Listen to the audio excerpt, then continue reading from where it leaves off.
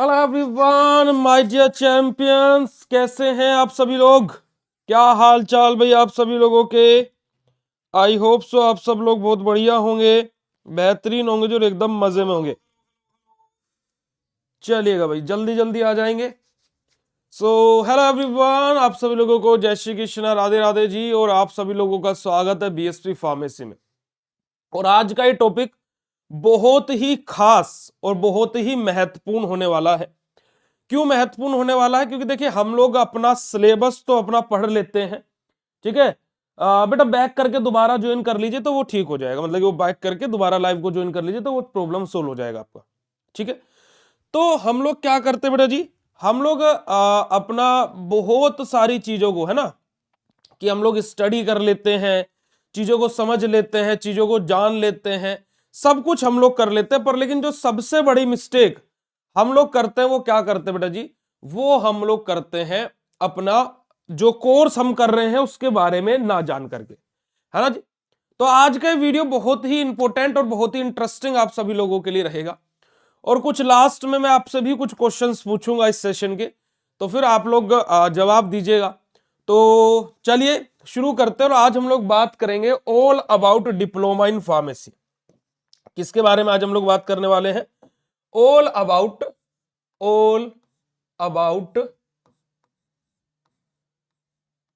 D pharma. किसके बारे में जी? डी फार्मा के बारे में, ठीक है जी। हम लोग किसके बारे में बात करेंगे? डी फार्मा के बारे में बात करेंगे कि डी फार्मा अपना क्या है, कैसा कोर्स है, कौन करता है ना जी। हम इसको करने के बाद में क्या कर सकते हैं, किन किन चीजों के लिए हम एलिजिबल रहते हैं, ये सब कुछ हम लोग आज के इस वीडियो में जानेंगे, ठीक है जी। देखिए, डिप्लोमा इन फार्मेसी की अगर जो हम लोग बात करें, बहुत ही सरल अपना ये कोर्स है। देखिए, हमारा यहां पर इस कोर्स के अंदर बेटा जी हमें थ्योरी और साथ ही साथ हमें क्या बेटा जी, प्रैक्टिकल, है ना, इन दोनों को हम लोगों को पढ़ना होता है। थ्योरी भी हम लोग पढ़ते हैं डिप्लोमा में और प्रैक्टिकल भी पढ़ते हैं, भाई सभी को पता है। अगर जो हम लोग बात करें तो जो हमारा एग्जाम है, एग्जाम जो है वो हमारा क्या होता है बेटा जी, हमारा थ्योरी बेस्ड होता है। थ्योरी बेस्ड हमारा एग्जाम होता है, जहां पर हमारे क्या होते हैं, 3 सेक्शन होते हैं, 1 नंबर वाले, 3 नंबर वाले और हमारे 5 नंबर वाले। 1 नंबर वाले 20 क्वेश्चन आते हैं और 20 के 20 करने होते हैं। 3 नंबर वाले 11 क्वेश्चन आते हैं और डू एनी 10, कोई 10 करने होते हैं। और 7 नंबर, माफ कीजिएगा, 5 नंबर वाले हमारे क्या आते हैं, 7 क्वेश्चन आते हैं और डू एनी 6, कोई भी 6 हमें करने होते हैं। ये बड़ा ही सिंपल सा, है ना, हमारा नियम है। किसके लिए बेटा जी? हमारा डिप्लोमा इन फार्मेसी के पेपर का, ठीक है जी। यहां पर हमें 20 के 20 क्वेश्चन एक एक नंबर के करने पड़ेंगे। टोटल नंबर हमारे क्या होता है बेटा जी, 80 नंबर का पेपर हमारा आता है। टोटल हमारा कितने नंबर का? 80 मार्क्स का पेपर हम लोगों को देखने को मिलता है। कितने मार्क्स का बेटा जी? 80 नंबर का, 80 मार्क्स का, ठीक है जी। चलेगा। अब यहां पर अगर जो हम लोग बात करें, यहां पर अगर जो मैं बात करता हूं, तो ये 80 नंबर का पेपर हमारा आता है। सभी को पता होगी भाई इतनी बात भी, यस और नो प्यारे बच्चों। और अगर जो नहीं भी पता है तो अब आप लोगों को पता लग जाएगी तो अच्छी बात है, और भी है ना, ये और भी अच्छी बात हो जाएगी कि अब आप लोगों को पता लग जाएगी। क्यों माय डियर चैंपियंस? चलेगा। अब अगर जो हम लोग बात करें तो हमारा क्या है, जो डिप्लोमा इन फार्मेसी है वो 2 साल का प्रोग्राम है ना, 2 साल का हमारा कोर्स रहता है। और 2 साल में हमें 2 ही बार पेपर देने होते हैं। पेपर भी हमारा 2 बार होते हैं, यानी कि हमारा यहां पर कोई सेमेस्टर एग्जाम का सिस्टम नहीं है। हमारा ईयरली हमारा यहां पर सेशन चलते हैं, यानी कि साल में एक बार पेपर होंगे। पेपर आपके मई जून जुलाई इन महीनों में होते हैं, और दूसरे साल भी ऐसे होते हैं। 2 साल का आपका कोर्स है, ठीक है। डिप्लोमा इन फार्मेसी मेनली अगर जो देखा जाए तो ज्यादातर कैंडिडेट वो डिप्लोमा इन फार्मेसी पहले किया करते थे जिनको खुद का मेडिकल स्टोर ओपन करना है। क्या है जी? खुद का मेडिकल स्टोर ओपन करना है, या फिर जिनका मेडिकल स्टोर पहले से है पर उनके पास में भाई लाइसेंस नहीं था खोलने के लिए, क्योंकि अब प्रशासन शासन सब चीज स्ट्रिक्ट हो रही है ना। तो क्या है कि अब वो लोग क्या करने लगे, डिप्लोमा इन फार्मेसी करने लगे, और डी फार्मा में क्राउड बहुत ज्यादा भर गया। अब उसके बाद में जो हमारी हायर अथॉरिटी है ना, हमारी एक अथॉरिटी है जो पूरे फार्मा फील्ड को, चाहे बी फार्मा हो, चाहे डी फार्मा हो, चाहे फार्म डी हो, फार्मा डिपार्टमेंट को वही अथॉरिटी देखती है जिसका नाम है पीसीआई। द खलीबली ऑफ फार्मा फील्ड यानी कि the pharmacy council of India, जिसका हेड ऑफिस हमारा न्यू दिल्ली में है ना जी। तो PCI pharmacy council of India, जिनके प्रेसिडेंट 2022 से 2025 तक रहे डॉक्टर मोंटू पटेल, और उन्होंने इस फील्ड में 5400 करोड़ यानी कि 5400 करोड़ का, है ना, इतने करोड़ का घोटाले का उनके ऊपर आरोप है। सीबीआई की जांच चल रही है और ऐसा भी बताया जा रहा था कि वो जल्दी ही, अगर जो उनका एक घोटाला सामने नहीं आता तो वो विदेश में शिफ्ट होने की पूरी तैयारी कर चुके थे। 5400 करोड़ बेटा जी, शायद आप और मैं एक झटके में तो ये भी ना बता पाए कि 5400 करोड़ में जीरो कितनी आएंगे, है ना। तो यहां से देखो, सभी क्राइटेरियाज को अगर जो छोड़ दिया जाए, मैं एक ही क्राइटेरिया पकड़ता हूं कि जो लोग बोलते हैं कि फार्मेसी में पैसा नहीं है, एक ऐसा इंसान जो 3 साल पहले फार्मा फील्ड का प्रेसिडेंट बना, पीसीआई का प्रेसिडेंट बना, और उसने 2022 में बनने के बाद में सबसे कम एज के प्रेसिडेंट थे मोंटू पटेल, है ना, डॉक्टर मोंटू पटेल जो थे, और उन्होंने 3 साल में 5400 करोड़ तक का दावा उन पर हो गया। यानी कि फील्ड के अंदर पैसा देखिए 3 साल में 5400 करोड़। मैं बोलूं कि शायद आपको और हमारा पूरा खानदान भी लग जाए तब भी 5400 करोड़ ना बना पाए भाई साहब, और वो बंदा अकेला ही 5400 करोड़ बना ले गया। तो ये खुद में ही 500 400 या 54 करोड़ नहीं है, 5400 करोड़, है ना। और वो इसी फील्ड से आया है, यानी कि फार्मा सेक्टर से ही आया है। तो यानी कि पैसा तो है भाई, ठीक है, इस फील्ड में पैसा तो है। आप दूसरा, एक तो एग्जांपल ये हो गया पैसा तो है, दूसरा उदाहरण मैं आपको देना चाहूंगा कोविड-19 का, है ना। कोविड-19 आया, कोविड-19 आया, कोविड ने हम लोगों को एक चीज दिखाई कि इस संसार में जब तक मानव जीवन है तब तक मेडिकल फील्ड बंद नहीं होने वाला है भाई। अच्छे से अच्छे चाउमीन बर्गर वाले की दुकान बंद हो गई, बड़े से बड़ा ब्रांड बंद हो गया, है ना, बड़े से बड़ा ब्रांड बंद हो गया, पर लेकिन हॉस्पिटल और फार्मेसी ये ऐसे डिपार्टमेंट थे जो बंद नहीं हुए, और जो बंद होते भी थे तो लोग बाग बोलते थे भैया खोल दो, है भाई। यानी कि फील्ड में पैसा बहुत है ना। अब देखिए वही चीज है कि ये आप ऐसे समझिए कि फील्ड ऐसा है कि एक समुंदर है, आप इस फील्ड के आसपास है अभी, है ना, आप इसके फील्ड के अभी आसपास यहां पर हैं, आप इसके आसपास है, आपके सामने पूरा समुंदर है। अगर जो आप ये चाहेंगे कि ये समुंदर आपके पास चल के आए तो वो नहीं होगा, आपको ही इस समुंदर को जाने की हिम्मत करनी पड़ेगी, इसमें मेहनत करनी पड़ेगी इसके पास तक जाने के लिए। और एक बार अगर जो पहुंच गए तो पूरा समुंदर पड़ा है, जितना लूटना चाहते हो लूट लो। तो ये फैक्ट है, रियलिटी है, ये बिल्कुल रियलिटी है बेटा जी, ग्राउंड रियलिटी है इस फील्ड की, कि ये फील्ड मेहनत मांगता है, ये फील्ड बोलता है कि भाई आपको मेहनत करनी पड़ेगी, ठीक है। आज अगर जो मैं बात करूं, जितने भी हमारे फार्मेसी के, चाहे देखो मैं बैचलर इन फार्मेसी को भी पढ़ाता हूं, मैं डिप्लोमा इन फार्मेसी को पढ़ाता हूं, मैं हर तरीके के बच्चों को पढ़ाता हूं। मैं अगर जो बात करूं तो 95% ऑफ फार्मा स्टूडेंट, 95% स्टूडेंट बेटा जी खाली एग्जाम टाइम पर ही पढ़ता है। फार्मेसी का बच्चा खाली एग्जाम टाइम पर, और वो एग्जाम टाइम पर पढ़ करके पास हो जाता है, और पास होने के बाद में जब वो अपना 2 साल बाद डी फार्मा या फिर 4 साल बाद अपना बी फार्मा पूरा करता है तो उसके हाथ में नील बटे सन्नाटा, वो शून्य पर खड़ा होता है। क्या होता है बेटा जी? वो शून्य पर, जीरो पर खड़ा होता है। ऐसा क्यों है? क्योंकि देखिए हम लोगों ने 2 साल अपना डी फार्मा को दिया या फिर हमने 4 साल अपना बी फार्मा को दिया, पर जो फार्मा सेक्टर का जो बच्चा है, जो फार्मा का जो बच्चा है, उसने कोई एक्स्ट्रा स्किल पर काम नहीं किया,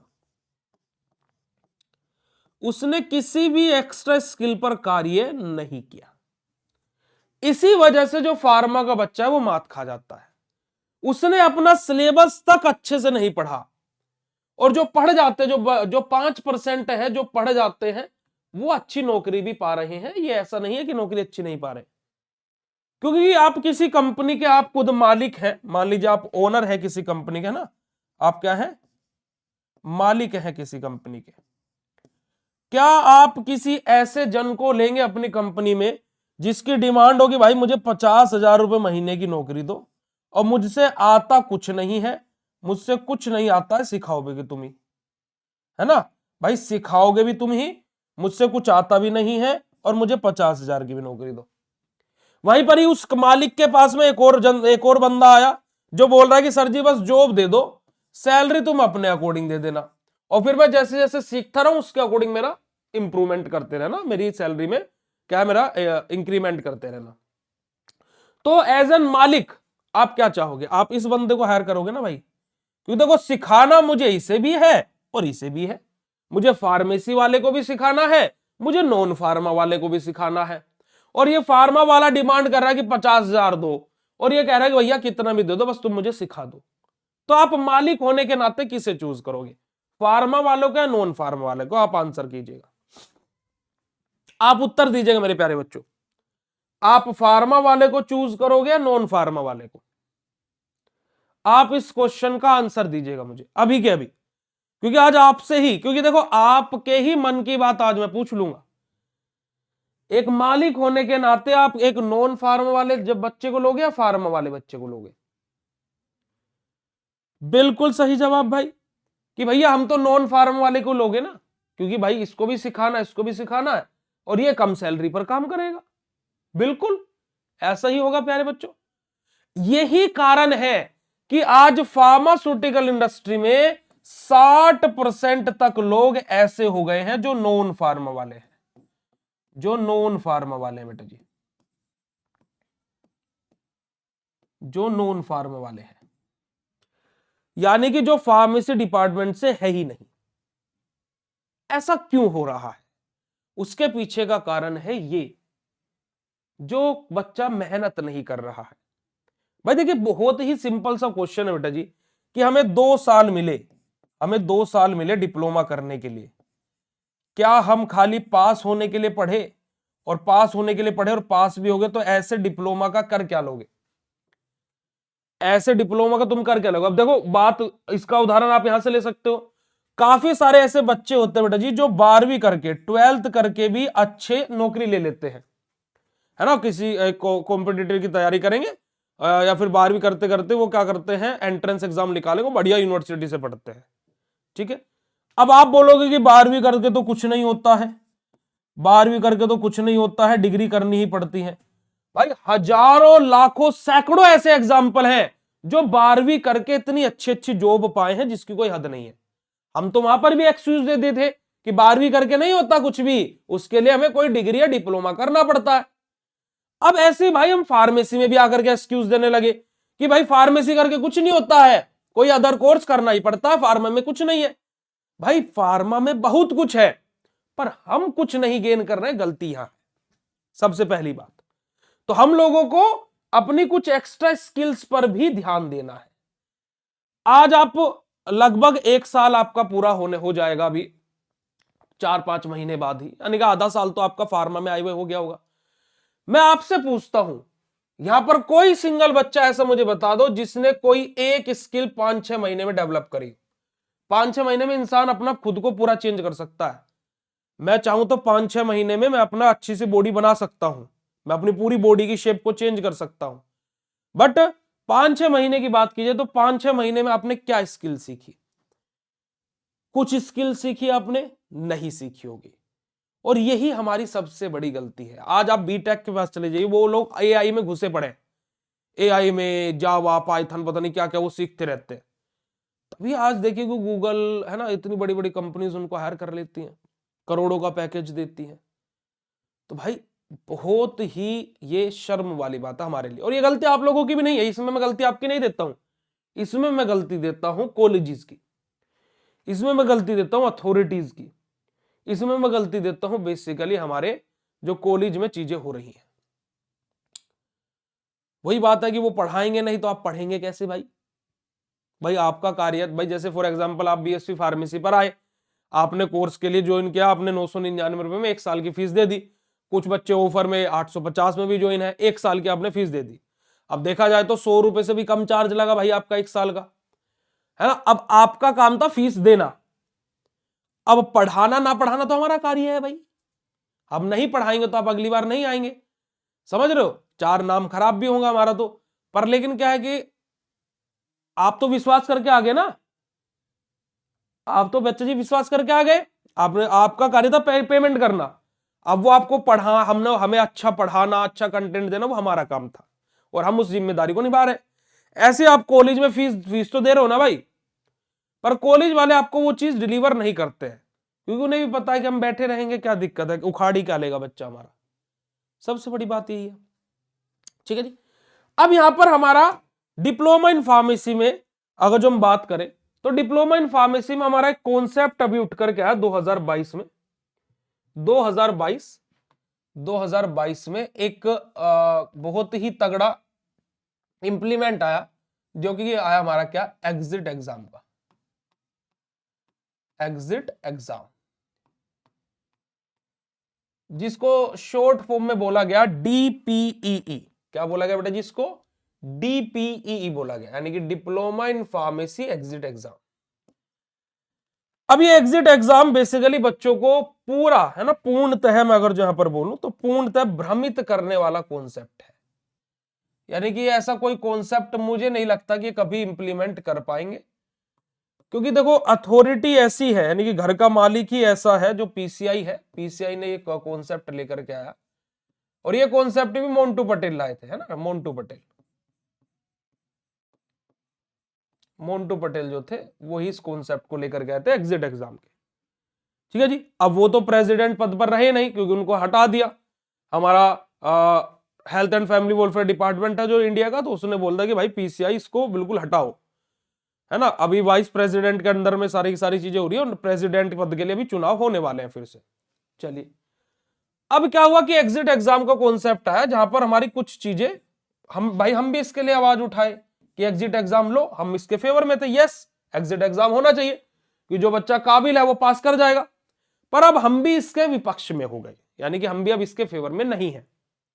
और अगर जो हम इसका फेवर कर रहे हैं, तो हम वो कर रहे हैं कि जिस साल आप एग्जिट एग्जाम को इंप्लीमेंट करें, अब कि अब पेपर होगा, उस साल से अगले साल आप लोग उसको करें, यानी कि उस साल जो बच्चों का एडमिशन होगा उनके लिए वो एग्जिट एग्जाम करें, उससे पहले वाले बच्चों को सबको ऐसे ही आपको पास करना पड़ेगा।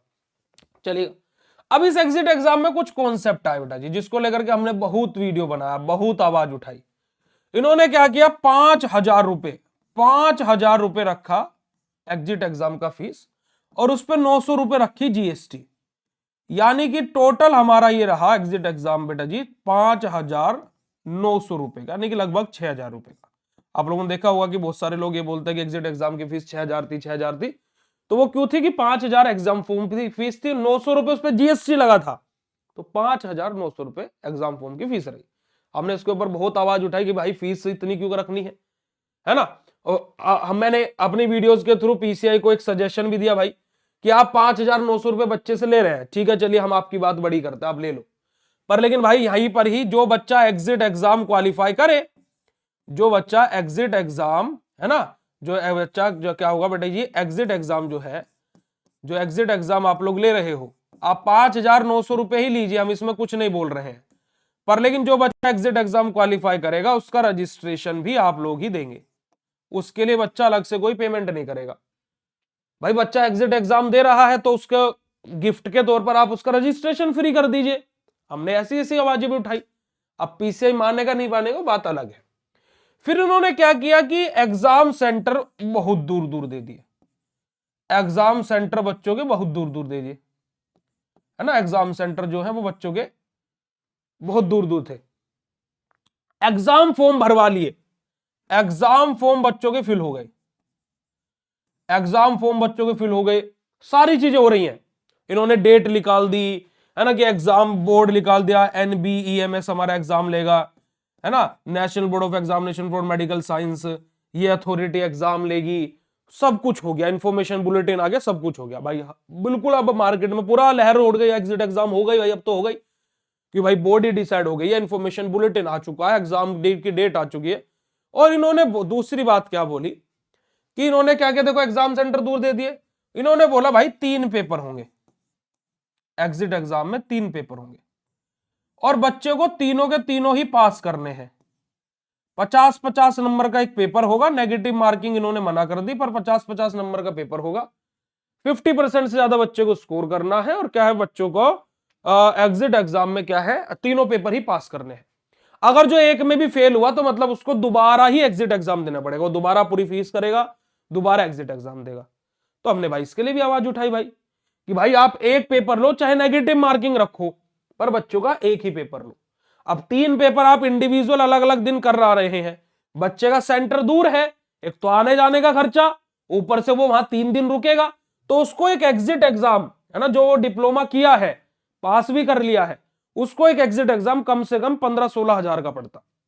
अगर जो राउंड फिगर में भाई 1,000 रुपए का एक दिन का रूम मिलता है, कहीं भी चले जाओ आप, है ना, 500 रुपए में हम एडजस्ट कर लेंगे, चलो हम 500 रुपए मान लेते हैं, 500 रुपए एक दिन का खाने का भी तो लगेगा, घर से बाहर है, तो आराम से वहां पर चीजें हमारी होती। हमने इसके ऊपर भी बहुत बहुत आवाज उठाई, खूब आवाज उठाई, भाई ऐसा नहीं होना चाहिए, ऐसा नहीं होना चाहिए, आप एग्जिट एग्जाम ले रहे हैं, हम इसको मानते हैं, पर ये सब चीजें आपका सिस्टम गलत है। फिर क्या हुआ कि एग्जाम से 1 या 2 दिन पहले ही इन्होंने एक नोटिस निकाला। क्या नोटिस निकाला कि एग्जिट एग्जाम अभी अस्थायी डेट तक, यानी कि पता नहीं किस डेट तक रोक लगा दी गई है। क्यों कैंसिल हो गया है? क्योंकि कैंसिल नहीं हुआ, रोक लगी है ना, कैंसिल नहीं हुआ है, कि अभी अस्थायी तिथि तक क्या है, रोक लग गई है। क्यों? क्योंकि कि हमारा जो health and family welfare department है, यानी कि जो हेल्थ मिनिस्ट्री है, उससे एग्जिट एग्जाम को अभी अप्रूवल ही नहीं मिला है। फिर हमने बहुत वीडियो बनाई इस पर भी भाई, कि भाई साहब जब तुम्हें अप्रूवल मिला नहीं था, पहले अप्रूवल ले लेते। तुम इंफॉर्मेशन बुलेटिन निकाल दे रहे हो, एग्जामिनेशन बॉडी बना दे रहे हो, बच्चों के एग्जाम सेंटर्स बता दे रहे हो, आप सब काम कर दे रहे हो, और वही बात होगी कि वही, ये तो वही, मैं उस टाइम पर भी ये बात बोली थी कि मगर भाई ये तो वही बात हो गई कि शादी की सब तैयारी हो गई, शादी की सब तैयारी हो गई भैया, मंडप सज गया है, केटरिंग वालों को हो गया है, वरमाला आ गई है, गहने बन गए हैं, कपड़े सिल गए, दूल्हा वूल्हा सब तैयार है, पर बस अभी दुल्हन ढूंढनी बाकी है ना, कि सब डेट भी निकल गई, मुहूर्त भी निकलवा दिया, डेट भी निकल गई कि भाई 11 तारीख को डेट है, 11 तारीख को शादी होगी, बस दुल्हन से बात करनी बाकी है। अभी दुल्हन ने हाँ नहीं बोली है, दुल्हन यानी कि हेल्थ मिनिस्ट्री। तो भैया पहले बात कर लेते, फिर उसके बाद में करते ना सब कुछ, कि आप शादी के कार्ड भी बांट दिए, रिश्तेदार को भी बुला लिए आप, है ना, हम लोग रिश्तेदार, कि हम लोगों को भी बुला लिया, आपके एग्जिट एग्जाम दो, है ना, हुआ हुआ हुआ हुआ हुआ 3 दिन के लिए आपका पेपर होगा, ये सब कुछ होगा, और फिर लास्ट में आप क्या बोलते हो आकर के कि हमें थोड़ा सा क्षमा कर दे, क्योंकि अभी दुल्हन तैयार नहीं हुई है, अभी दुल्हन ने हाँ नहीं बोली है। तो बहुत सारी चीजें हुई। अब 2022 में एक कॉन्सेप्ट आया, 2023 चला गया, 2024 चला गया, 25 चला गया, और 26 अभी स्टार्ट हो चुका है, और अभी तक भी एग्जिट एग्जाम का कोई नामो निशान नहीं है। अभी तक भी क्या है, एग्जिट एग्जाम को कोई नामो निशान नहीं है। तो आप लोगों के लिए, है ना, आप लोगों के लिए मैं एक ही बात बोलूंगा कि ये जो एग्जिट एग्जाम है, ये जो एग्जिट एग्जाम है, ये अभी होगा या नहीं होगा, इसकी आप लोग टेंशन बिल्कुल मत लेना, ठीक है, इसकी टेंशन आप लोग बिल्कुल मत लेना।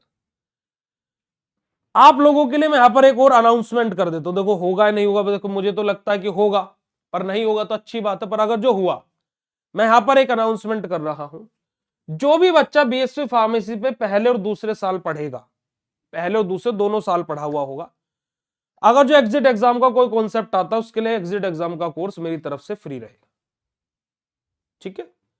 तो आप लोग परेशान मत होना कि यार अब एग्जिट एग्जाम की भी फीस भरेंगे और फिर अब एक अलग से बैच भी लेना पड़ेगा। अगर जो आप पहले और दूसरे साल, दोनों साल बीएससी फार्मेसी से पढ़े हैं, और अगर जो आपका एग्जिट एग्जाम कंडक्ट होता है, तो एग्जिट एग्जाम का कोर्स चाहे कितने भी रुपए में, और मुझे इतना भी पता, देखो आप देखना कि मार्केट में बहुत पैसों पैसों के कोर्स लॉन्च होंगे, उसमें भी सबसे कम प्राइस में बीएससी फार्मेसी रहेगा।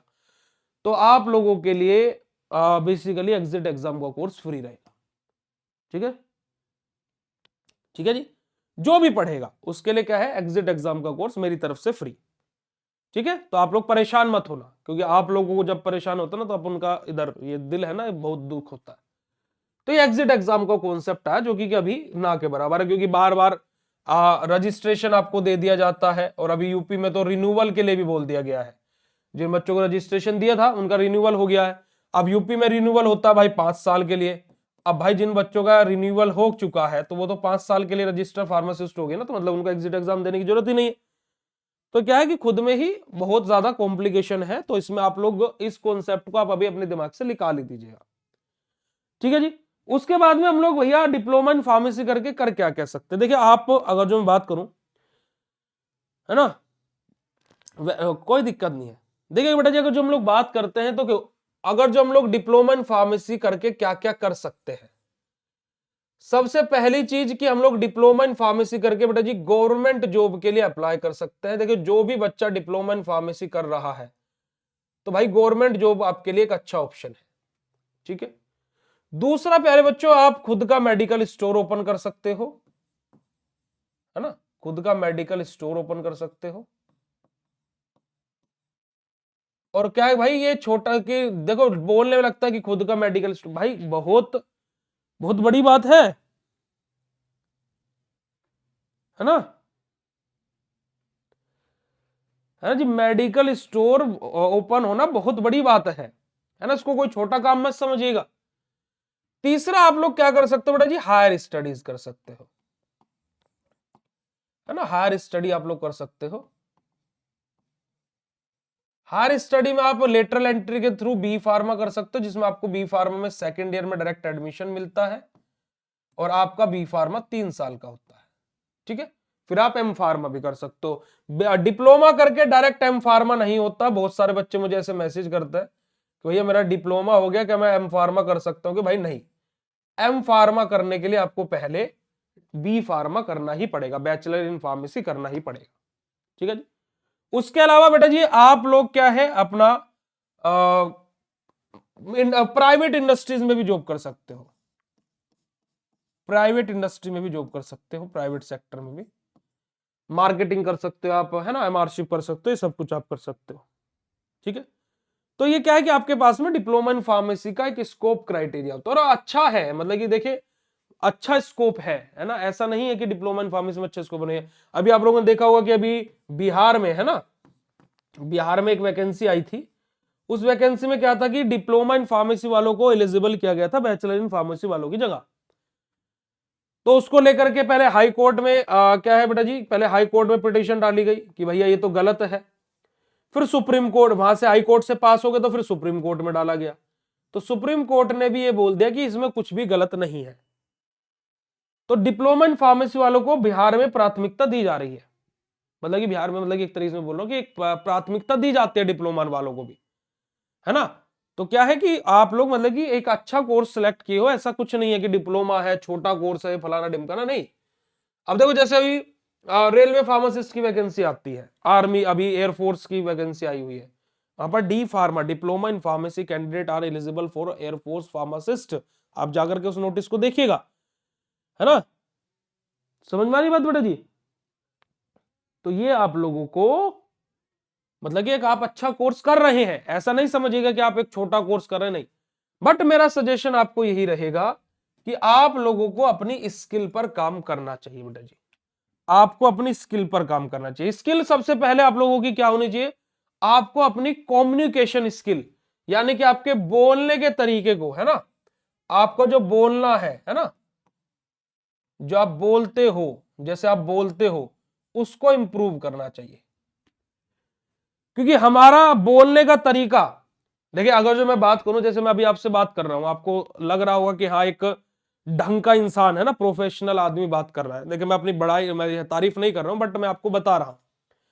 अगर जो मैं बात बोलूं तो मेरी मदर टंग भी भाई हरियाणवी है, हमारी मेरठ की इतनी खड़ी बोली है कि एमपी वाले लोग, जब मैं एमपी गया था पढ़ने के लिए, मध्य प्रदेश गया था, तो वहां पर तो समझ में भी नहीं आती थी उनको, है ना। वो बोलते थे कि उन्हें लगता था कि मैं गुस्से में ही बात कर रहा हूं, बट वो हमारी भाई मदर टंग हमारी ऐसी है कि हमारा कि भाई बिल्कुल खड़ी बोली है हमारी इधर की। और भाई क्या हाल है भाई, के कर रहा तू, और मजे में एकदम, अरे उंगा क्यों जा रहा तू इंगा।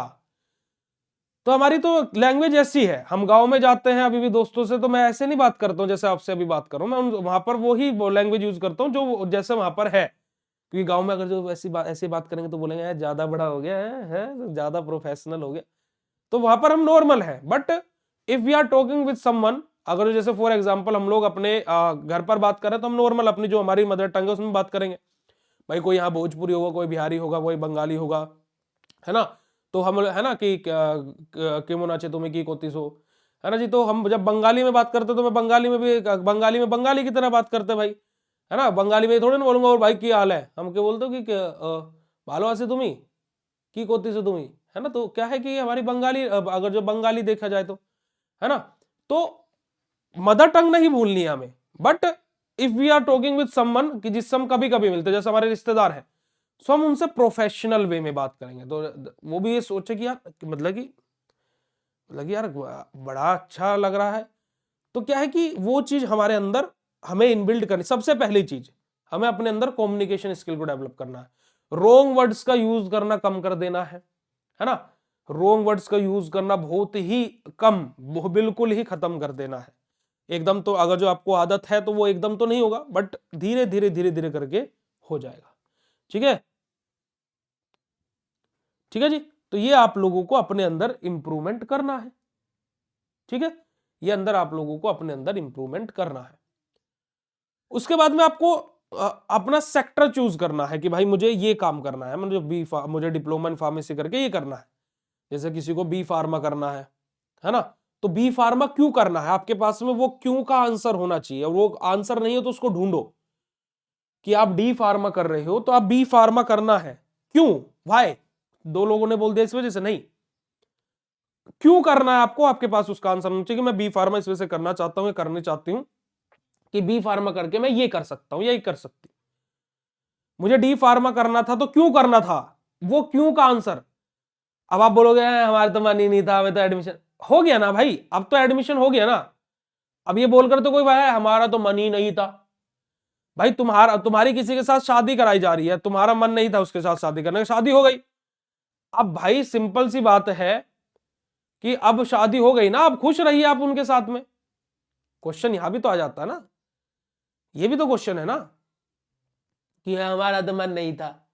अब नहीं था तो मन करनी नहीं चाहिए थी, अब हो गई है तो अब वही सत्य है, अब वही हकीकत है ना। तो ये बात आप लोगों को समझनी पड़ेगी। ठीक है,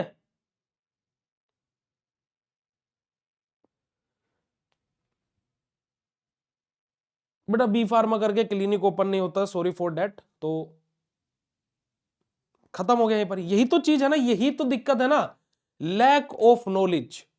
आपको किसने बोला कि बी फार्मा करके क्लिनिक ओपन हो जाता, नहीं है भाई, बी फार्मा करके क्लिनिक ओपन करने की अथॉरिटी नहीं है। टूट गया सपना तुम्हारा तो यहीं पर ही। फिर अब फार्मा क्लिनिक का कॉन्सेप्ट भी क्या था मैं आपको बताता हूं। एक्चुअली में क्या हुआ कि अब से कुछ साल पहले एक फेक नोटिस बहुत वायरल होते हैं मार्केट में। तो एक फेक नोटिस मार्केट में, ईमेल्स जा रहे हैं बच्चों के पास में, व्हाट्सएप ग्रुप में मैसेज जा रहे हैं, टेलीग्राम ग्रुप्स में, है ना, कम्युनिटी अपलोड हो रही है अलग अलग चैनल्स की, शॉर्ट वीडियो ऐसे ही बस वो नोटिस को दिखा करके शेयर हो रही है।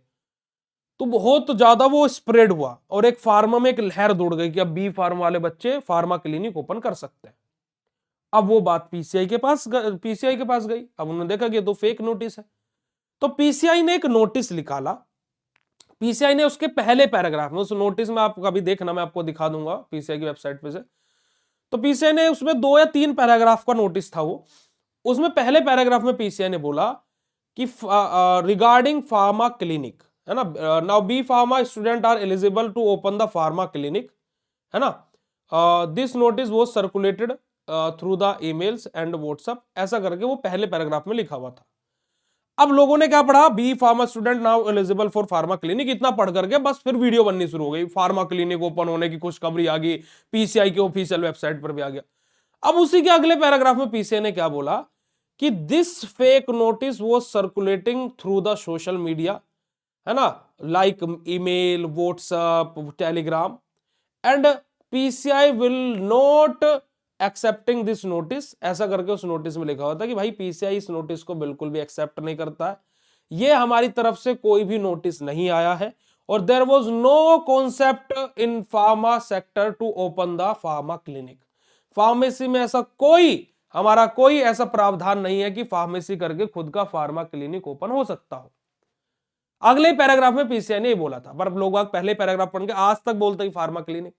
अरे भाई आप दिखाइए तो सही कि फार्मा क्लिनिक ओपन करने के लिए कौन सा अप्रूवल चाहिए होता है, क्या चाहिए होता है।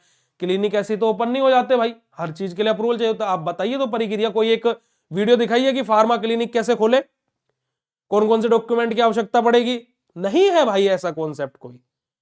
तो यही इसी को तो बोलते हैं लैक ऑफ नॉलेज, समझ रहे। तो ये बेटा जी क्या है कि बिल्कुल चीजों को, इस वजह से मैं बोलता हूं आपको कि ऊपर ऊपर से नहीं करना है।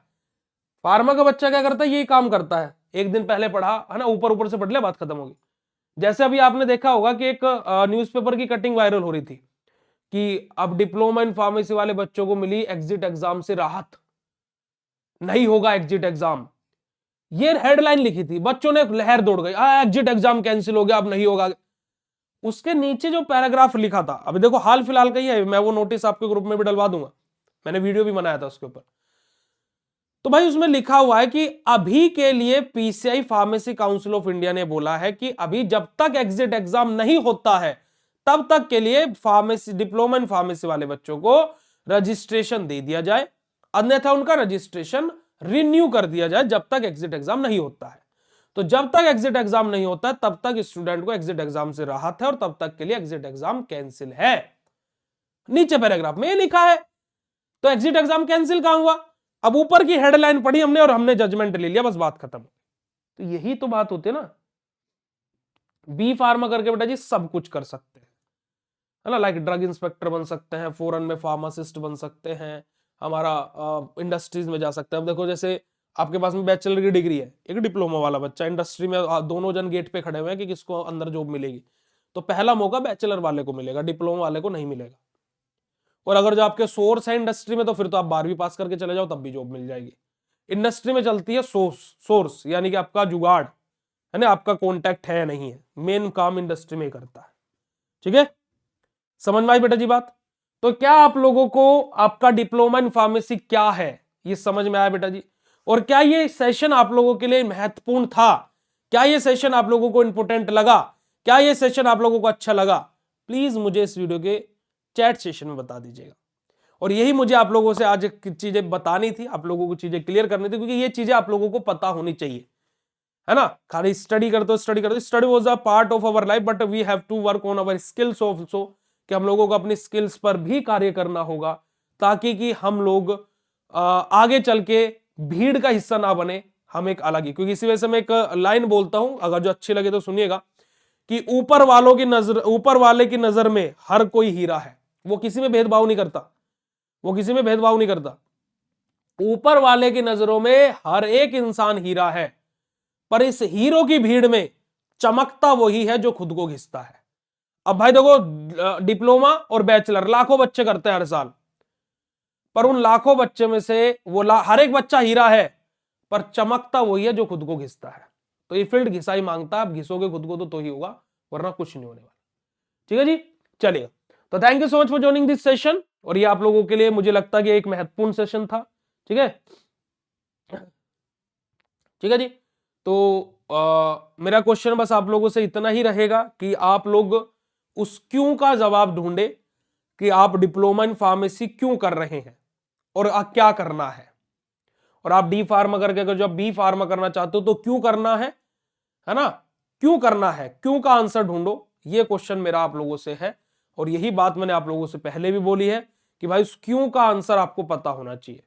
और नहीं आंसर तो अब ढूंढना शुरू कर दो, क्योंकि समय चला जाएगा, है ना। मैं आज 2026 में खड़ा हूं, मैं कभी कभी मैं कल या परसों भी सोच रहा था यार 2025 चला गया, क्या पता ही नहीं लगा यार, मतलब कि पता ही नहीं लगा कब में कुछ चला गया। और ऐसे ही हम 2027 में खड़े होंगे और 2026 में कब चला जाएगा पता ही नहीं चलेगा। तो भाई इस बात को आप लोग ध्यान में रखिए। कल मेरे पापा का बर्थडे था, आप बिलीव नहीं करेंगे, कल मेरे पापा का बर्थडे था, और शेड्यूल इतना ज्यादा बिजी होने के कारणवश मैं पापा का बर्थडे भूल गया। First time in my life I am forgot the birthday of my father. मैं पहली बार अपने पिताश्री का बर्थडे भूला हूं, क्योंकि काम का बर्डन इतना ज्यादा हो गया, रिस्पॉन्सिबिलिटीज इतनी ज्यादा बढ़ गई हैं, तो पूरा पूरा दिन मेरे को सूरज देखे हुए टीम बोलती है कि सर लंच आप ऊपर धूप में कर लीजिए हम लोगों के साथ में। बोलता यार नहीं, मतलब कि काम, मतलब कि ऐसा हो रहा है कि बस काम है ना। तो बहुत सारी चीजें हैं, मेरे को सूरज देखे हुए 3-4 दिन हो गए कम से कम। अच्छी धूप निकल रही है आजकल, मेरठ में तो निकल रही है, बट सुबह से शाम कब हो जाती है पता ही नहीं लगता है ना। तो वो चीज है। तो चलेगा, आज के सेशन को यहीं पर एंड करते हैं, फिर आप लोगों से कल मुलाकात करेंगे और कल हम लोग स्टार्ट करेंगे हमारी फार्मास्यूटिकल केमिस्ट्री का चैप्टर नंबर 3। ठीक है जी, तो चलेगा। थैंक यू सो मच, शुक्रिया, नमस्कार, जय हिंद। अपना ध्यान रखिएगा बच्चा जी। Thank you so much, love you all, bye bye, शुक्रिया, नमस्कार, जय हिंद प्यारे बच्चों।